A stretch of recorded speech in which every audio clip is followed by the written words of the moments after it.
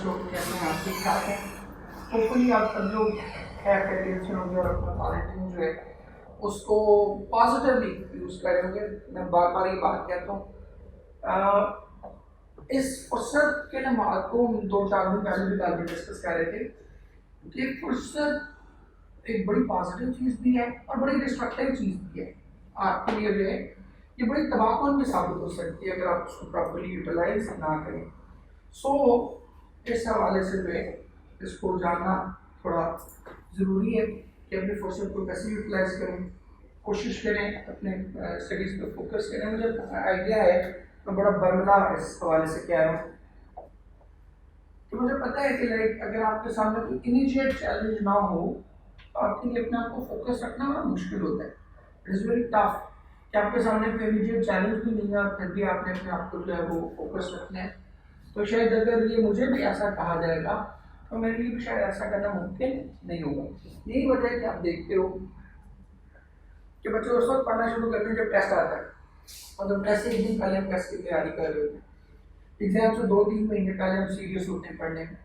वजह उसकी क्या होती है? वजह उसकी ये होती है कि जब तक कोई इमीडिएट चैलेंज हमारे सामने नहीं होता उस वक्त तक जो है हमारे लिए उसको चीज़ों को अरेंज करना या खुद को मोटिवेट करना टू फाइट टू स्ट्रगल वो बड़ा मुश्किल हो जाता है। सो मुश्किल तो है, नो डाउट, जैसे मैंने पहले कहा इट इज टफ, लेकिन फिर वही बात है, मैं बार बार कहता हूँ डिजास्टर इसी चीज़ को कहते हैं। डिजास्टर क्या है? Disaster is not the normal functioning of your life, disaster is something out of this world. ठीक है, कि जहाँ कुछ तबाही आ जाए उसको डिजास्टर कहेंगे ना। ठीक है, तो इसलिए डिजास्टर यही है कि हम अपनी नॉर्मल फंक्शनिंग से जो है क्या करें, हट के बात करें। सो हम स्टार्ट करते हैं जी आज का अपना टॉपिक। मैंने आपको कल बताया था कि नाइट में एक्सरसाइज और क्वेश्चन आंसर्स करेंगे। तो पहले देखिए जी, choose the correct answer. The nightmare is an express train, a passenger train, a train that carries mail. Yes, obviously it is a train that carries mail.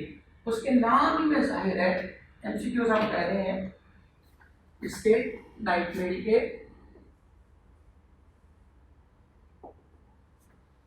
पहले वाले के ऑप्शन क्या है जी? Option C. Then the night mail reaches in time, on time और before time. तो अगर आप इसको पीछे इसकी ऑप्शन देखें तो दैट इज ऑप्शन बी, जो वो कहते हैं the treatment is against her but she is on time. कि हालात जो हैं वो इसके मुखालिफ हैं लेकिन ये क्या करती है, इसके बावजूद वक्त पर पहुंचती है। आगे देखिए, on the arrival of nightmare the birds are frightened, pleased and flown away. ठीक है, अब इसमें जो है डरे हुए को नहीं है वो, ठीक है, they are actually pleased. So option third की भी हम क्या करेंगे, B. Why do sheepdogs continue to sleep on the arrival of the train? Because they cannot attack her, bite her or change her course. तो इसमें हम क्या करेंगे, obviously we know that the correct option is option C। ठीक है, हम उसमें पढ़ते भी हैं sleep dogs cannot turn her course, they slumber on with their paws crossed। तो मुसलसल क्या करते हैं, वो सोते रहते हैं। अब आगे जरा ट्रू फॉल्स इसके देख लें। और ट्रू फॉल्स में आपको पहले बता चुका कि ट्रू फॉल्स इस तरह से in the shape of, in the form of true false नहीं आते। वो किस तरह से आते हैं, वो आते हैं आपको कैसे कहते हैं, क्वेश्चंस की सूरत में जो है वो आपसे पूछ सकते हैं। तो इसलिए हम इसका जो क्वेश्चन नंबर 2 है वो हम करने जा रहे हैं। The nightmare travels by day. ये तो बड़ा ही सादा सा सिंपल सा क्वेश्चन है कि अगर वो बाय डे ट्रैवल कर रही हो then it should not be the nightmare. फिर ये नाइटमेयर नहीं होगी, फिर ये क्या होगी, तो उसको डे मेल होना चाहिए। तो जब उसका नाम ही नाइटमेयर है It automatically means it is traveling by night. Then it brings flowers and present for the girls. No, ऐसी कोई चीज है वो नहीं है. It brings letters for everyone. Letters, postal order and checks. Number 3G, it brings letter for the rich and the poor. Yes, that is true. ये दोनों के लिए जो है वो खत लेकर आती है. It snorts noisily like a horse. अब स्नॉट्स नॉइजली तो उसने कहा हुआ है, बट लाइक अ हॉर्स ऐसा उसने जो है वो कुछ भी वहां पर नहीं दिया हुआ, तो लिहाजा ये ऑप्शन जो है उसको हम चूज नहीं करेंगे. Then it disturb the life on the farm. No, बिल्कुल डिस्टर्ब लाइफ नहीं करती. वो कहती है कि in the farm she passes no one wakes, कि कोई भी जो है वो तो जागता तक नहीं है इससे. Then the children peep from the bushes at her blank faced coaches. Children नहीं है, birds हैं. तो ये हमारी इसकी एक्सरसाइज थी. अब हम आते हैं इसके क्वेश्चन आंसर पर. अब हम आ रहे हैं इसके क्वेश्चन आंसर पे. नाइट में लिखे पिछले क्वेश्चन आंसर जो है वो कंपैरेटिवली थोड़े ज़्यादा आपकी उसमें दिए हुए हैं नोट्स में, और मैं कोशिश करूँगा कुछ सारे क्वेश्चन को जो है डिस्कस कर लें हम. पहला क्वेश्चन जो आपके बोर्ड में भी आया हुआ है, और फिर ये कह रहा हूँ दोबारा, ये क्वेश्चन आप देखिए आपको एक्सरसाइज में, बुक की एक्सरसाइज में जो है वो दोबारा नहीं दिए हुए.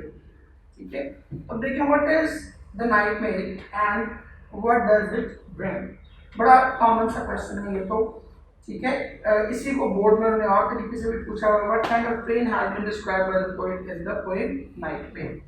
The nightmare is a train which comes from across the border and brings mail consisting of letters, postal orders, and takes people living in various parts of the country or the land.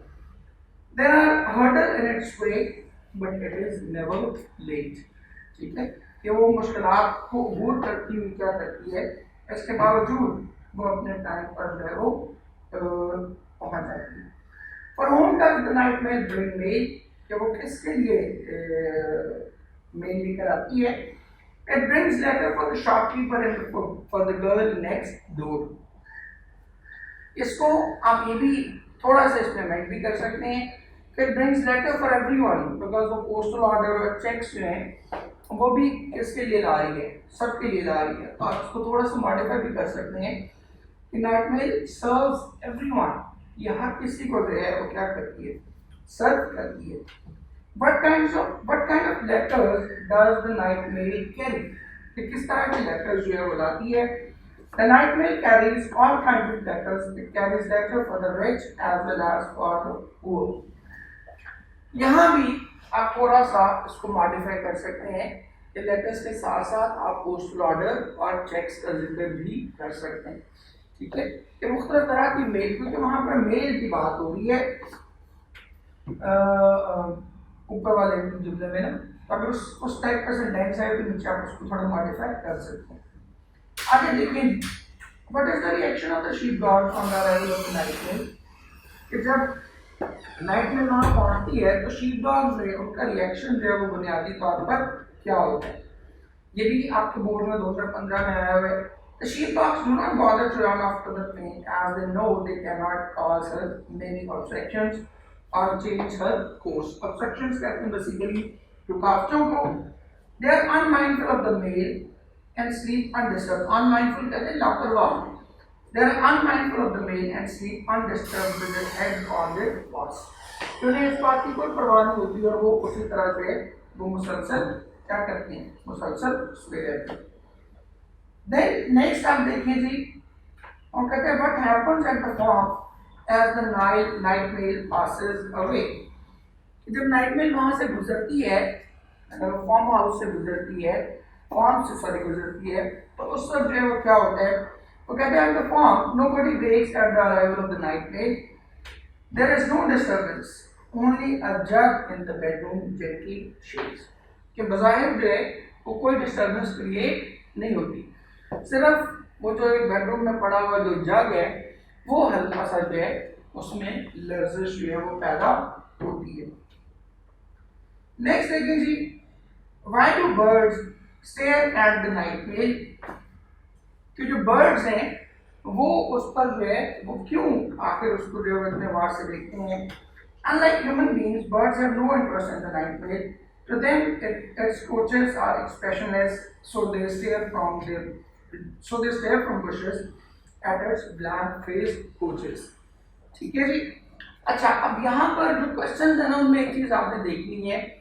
Question में आपने कोशिश करना है कि जब तक वो आपसे सिंबलिज्म का सवाल करे ना खुद से, आपने सिंबलिज्म वाले किसी क्वेश्चन को डायरेक्टली बीच में लाने की जरूरत नहीं है. No need to do it. अगर वो खुद सवाल करेगा तो फिर आपने उसमें ऐड करना है, अदरवाइज ऐड करने की जरूरत नहीं है. आगे देखें जी. What is the most significant quality of night mail. ठीक है, punctuality is the most significant quality of night mail. There are several hurdles in its way, but she always reaches its destination on time. So ये दो चीजें आप इसमें add कर सकते हैं अगर आप चाहें तो. नंबर वन तो पंक्चुअलिटी आप ऐड कर सकते हैं कि punctuality is a primary characteristic, primary quality of the night mail. And the second thing is determination. दूसरी इंपॉर्टेंट चीज जो नाइट मेल में है वो क्या है, वो उसकी डिटर्मिनेशन है. सो इसको भी आप उसके साथ ही ऐड कर सकते हैं, ये भी उसकी एक बड़ी ही सिग्निफिकेंट क्वालिटी है. देन हम चलते हैं जी नंबर 8 पे. वो कहते हैं write a brief note on the night mail. ये बोर्ड पे भी क्वेश्चन आया हुआ है. फिर बार बार कह रहा हूँ, एक चीज जो हमें समझने में जरा हमेशा मुश्किल पेश आती है बच्चों को, क्योंकि शुरू से हमने एक हैबिट डेवलप किया होता है कि क्वेश्चन कौन से करने हैं जो एक्सरसाइज के एंड पर दिए हुए. लेकिन बार बार मैं कहता हूँ कि अब आप लोग जो है वो सेकेंड ईयर में आगे हुए हो, अब आप लोग फर्स्ट ईयर में सॉरी आगे हुए, और अब आपसे एक्सपेक्ट किया जाता है कि you are grown up child. अब आप स्कूल गोइंग बच्चे नहीं हैं, अब आपसे एक्सपेक्ट किया जाता है कि आप कॉलेज गोइंग स्टूडेंट्स हैं, और कॉलेज गोइंग स्टूडेंट से एक सर्टेन लेवल ऑफ मैच्योरिटी जो है दैट इज एक्सपेक्टेड. तो इस वजह से आपसे जरूरी नहीं है कि वो बस लकीर के फकीर बन के वही सवाल करेंगे जो आपकी टेक्स्ट बुक में शामिल हैं. नो, क्योंकि इस तरह की बहुत कम पॉइंट ऐसी हैं जिनके एंड पर उन्होंने क्वेश्चन आंसर्स दिए हमें. तो इसका मतलब ये नहीं है कि जिस पॉइंट के एंड पे क्वेश्चन आंसर नहीं है वहां से क्वेश्चन आंसर आएगा ही नहीं. इसीलिए आपने देखा कि हमने जो शॉर्ट स्टोरीज थी उनके क्वेश्चन आंसर मैंने इस तरह से डिस्कस नहीं किए. वजह उसकी क्या थी डिस्कस ना करने की, क्योंकि उसमें जो शॉर्ट क्वेश्चन आते हैं वो आपकी एक्सरसाइज से आते हैं. एक आदमी बाहर से आ भी जाता है, लेकिन वो आप चॉइस में यू कैन ऑलवेज स्किप. लेकिन यहाँ पर चूंकि पीछे बिल्कुल नहीं लिए हुए, इसलिए आपके साथ जो है वो उन सवालों को डिस्कस करना जरूरी है. Night mail is a train that brings letters, cheques and post orders. It does so without discrimination between the rich and the poor. Discrimination कहते हैं फर्क करने को. It does so without discrimination between the rich and the poor, man and woman, and even without the discrimination of any profession. ठीक है, कि वो shopkeeper के लिए भी लाती है और डोमेस्टिक लोगों के लिए भी जो है वो लेकर आती है. It faces several impediments in the way, but it is never late. Impediments कहते हैं रुकावटों को.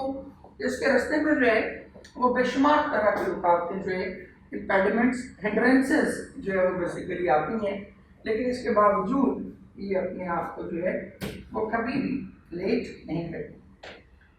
नेक्स्ट देखेंगे, the poet calls the coaches of the night mail black face. Why? ठीक है, कि black face क्यों कहते हैं? The poet calls the coaches of the night mail black face from the point of view of birds. To them the train appears empty and impressionless.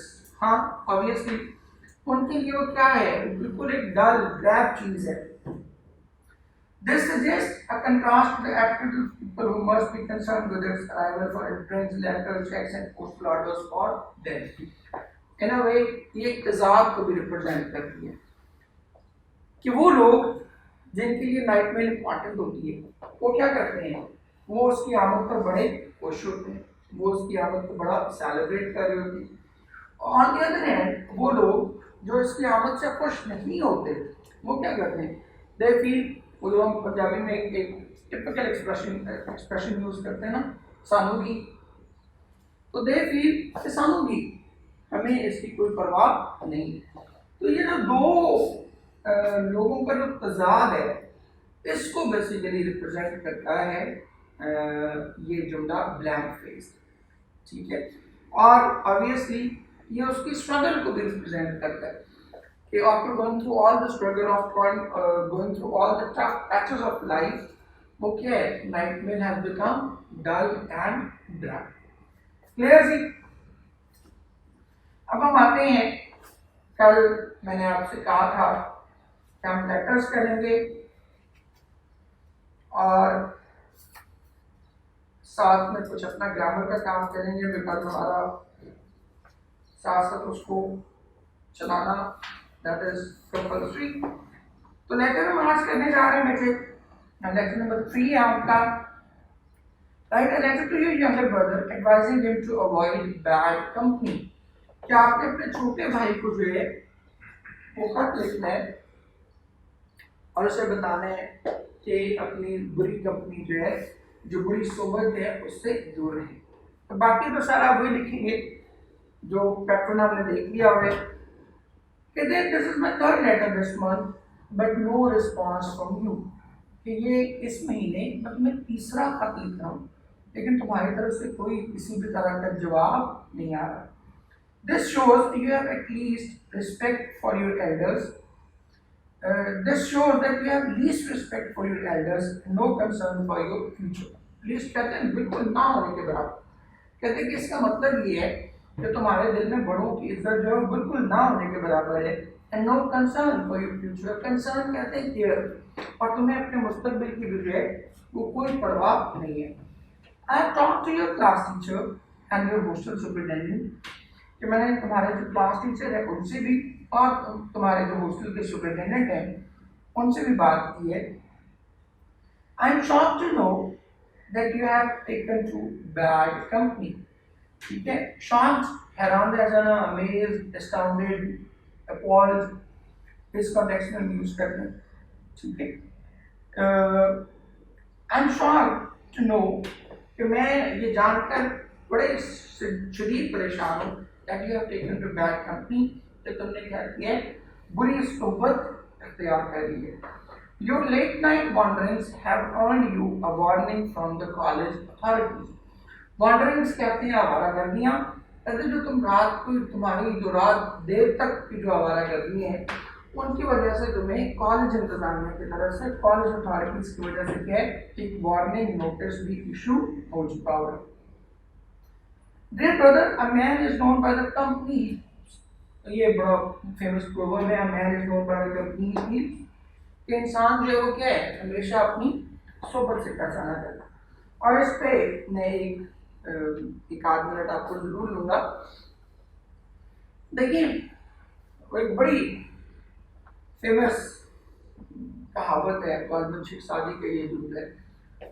वो कहते हैं कि अगर तुम किसी ऐसे शख्स के पास बैठोगे जो कोयले फरोख्त करता है, ठीक, तो तुम्हारे कपड़े ना भी जलें तो उन पे कालक जरूर लग देगी। तुम्हारे कपड़े जले ना भी तो फिर भी जो है तो उन पर कालक जरूर लग जाएगी।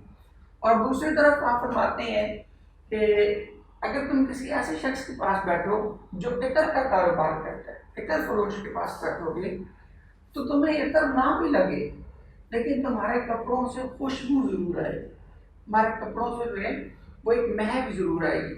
और यही असल क्वालिटी है, यही एक अच्छी सोबत का यही असर होता है कि आपको कुछ ना कुछ उसके जो बेनिफिट्स हैं, कुछ ना कुछ अच्छी बात, कुछ ना कुछ अच्छी बातें, कुछ ना कुछ पॉजिटिव लर्निंग जो है वो सीखने को जरूर मिलती है।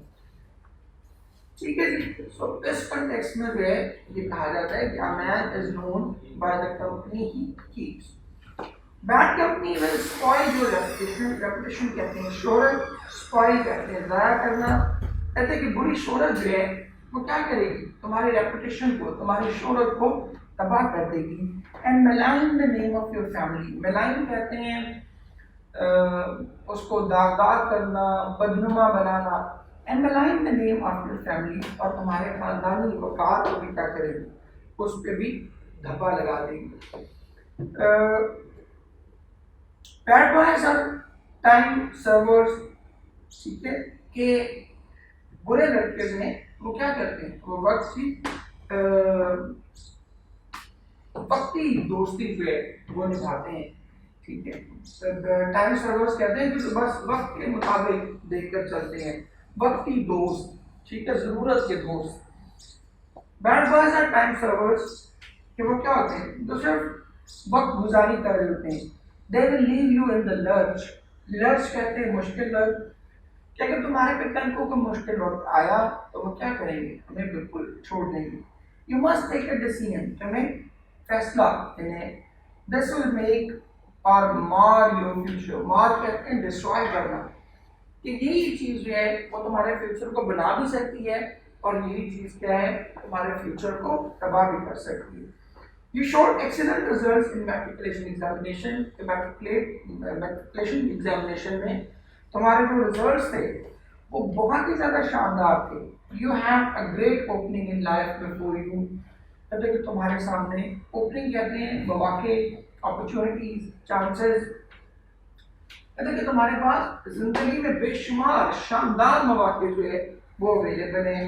I hope the good in you will prevail, good कहते हैं अच्छाई, अंदर की अच्छाई, ठीक है। यहाँ पर गुड जो है वो एज ए नाउन यूज हुआ हुआ है, एज एन एडजेक्टिव यूज नहीं हुआ हुआ।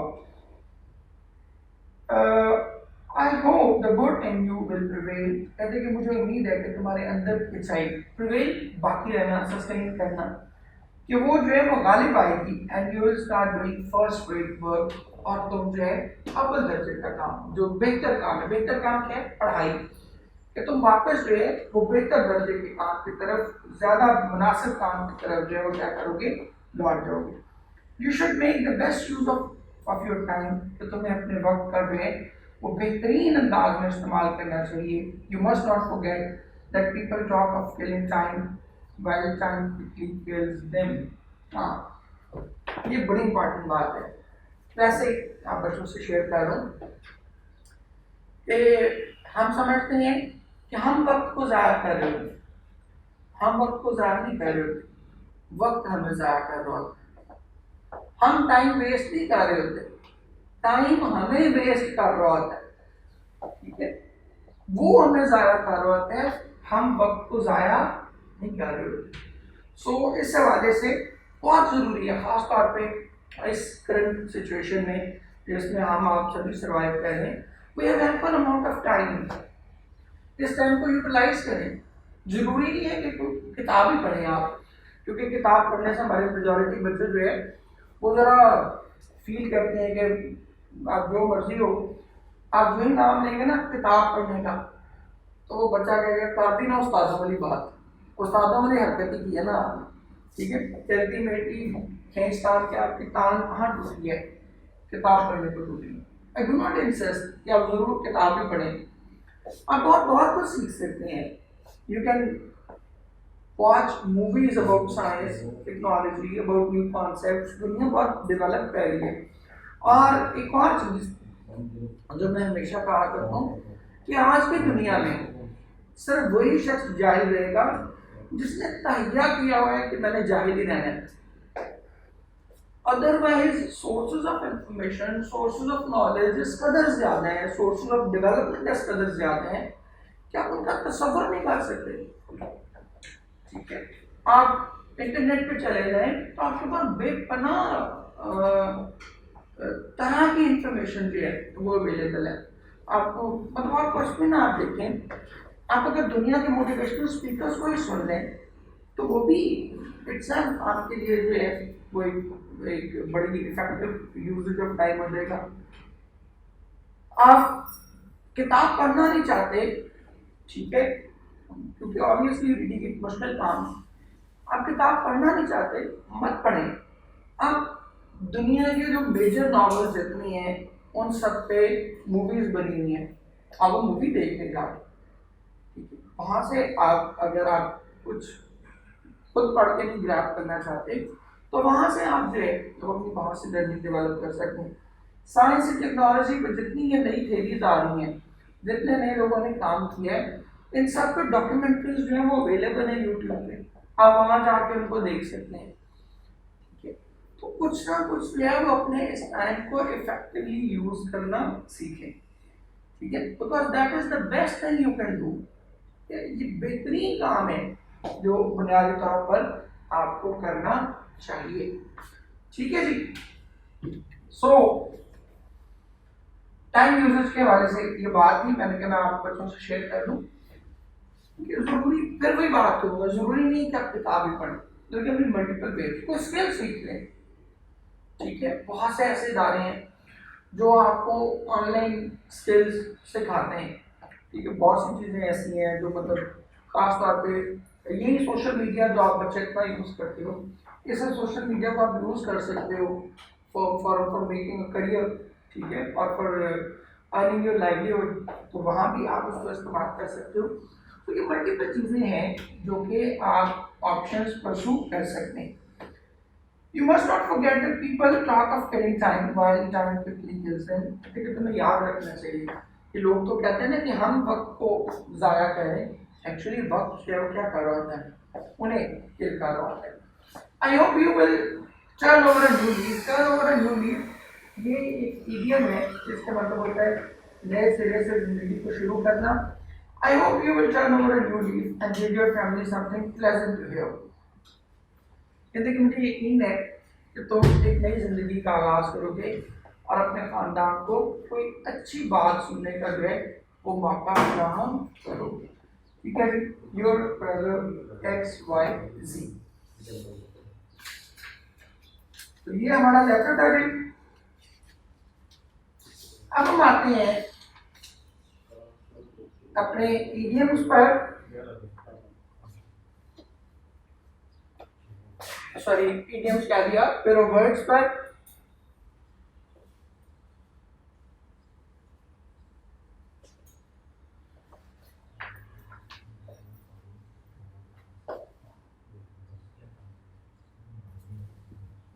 नंबर 1 पे देखें, हमने 15 तक कर लिए थे, अब 16 हमने करना है आज के लिए। फर्स्ट है जी एमिएबल।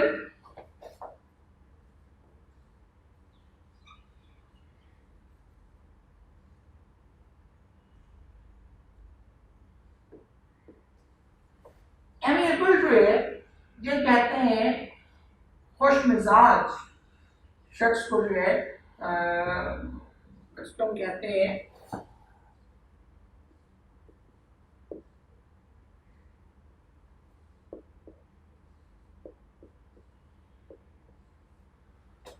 और नेक्स्ट वन है जी एमिकेबल। एमिकेबल कहते हैं दोस्ताना। ठीक है, जो एमिकेबल है ये एटीट्यूड वगैरह के लिए यूज, सॉरी एमिकेबल जो है ये एटीट्यूड वगैरह के लिए जो है वो यूज किया जाता है, बिहेवियर के लिए। और एमिकेबल जो है चीज़ों के लिए, रिलेशन वगैरह के लिए जो है वो यूज किया जाता है। इसीलिए यहाँ पर आप देखें कि एमिएबल का उसने कहा है ही हैज एमिएबल मैनर्स, तो उसका मिजाज बड़ा खुश मिजाज है। और एमिकेबल के लिए उसने यूज किया है he has amicable relations with me, कि मेरे साथ जो उसके ताल्लुकात हैं वो बहुत ही ज्यादा दोस्ताना। देन नंबर 17 पर आए जी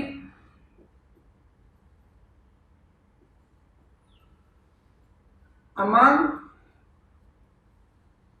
और बिटवीन। दोनों का मतलब दो चीजों के दरमियान ही होता है, लेकिन अमंग यूज किया जाता है मोर देन 2 के लिए और बिटवीन यूज किया जाता है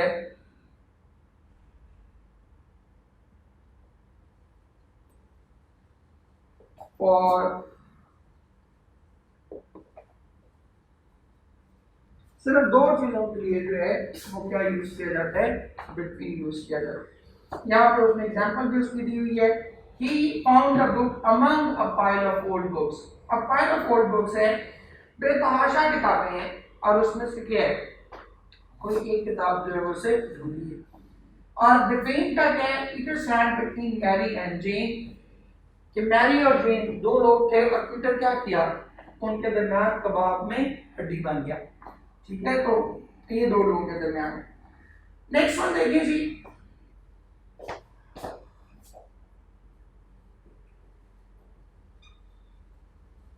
एंशियंट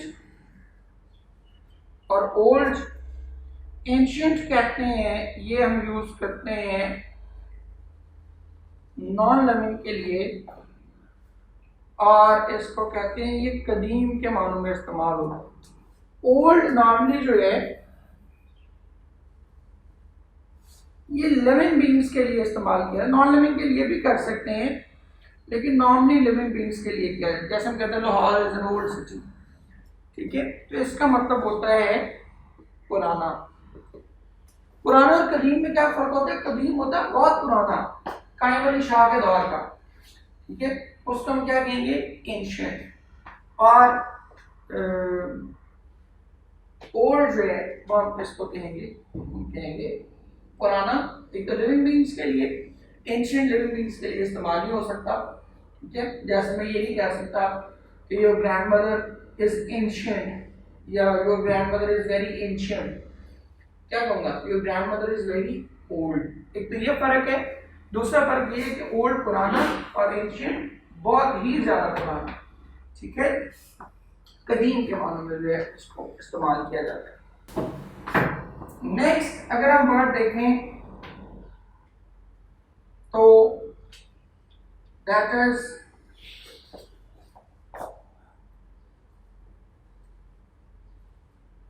एंगल और एंगल। ये एंगल होता है, इसको हम कहते हैं जाविया। जो मैथमेटिक्स में एंगल जो है वो हम इस्तेमाल करते हैं, उसको हम कहते हैं जाविया, ठीक है। और इसी एंगल का एक और मतलब भी होता है, इसको हम कहते हैं पहलू, ठीक है, सोच, अंदाजे फिक्र। जैसे हम कहते हैं there is another angle to this story, कि इस कहानी का एक और पहलू भी है, तो वो कौन सा एंगल होगा, वो ये वाला। जाविया भी हो सकता है और पहलू, पर्सपेक्टिव, ठीक है, एस्पेक्ट, इन मानों में भी इस्तेमाल करते हैं। और ये वाला एंगल जो है ये फरिश्ते को कहते हैं, ठीक है। एंजल गाना भी बड़ा फेमस हुआ था, पता नहीं क्या उस सिंगर का नाम था, मुझे भूल गया, पर उसका वो गाना बड़ा उस पर सोशल मीडिया पे भी वो डिस्कस हुआ और बड़ी उसकी ऐसी तैसी बेचारी की, ठीक है। तो वो गाना भी हमने जो है वो यहाँ उसमें जो एंजल था वो भी बेसिकली ये फरिश्ते वाला एंजल था। देन नेक्स्ट वन देखिए जी, आर्टिस्ट। ये नंबर 19 था। आर्टिस्ट ये हम कहते हैं मुसव्विर या फनकार, ठीक है। और ये वाला जो आर्टिस्ट है दूसरा,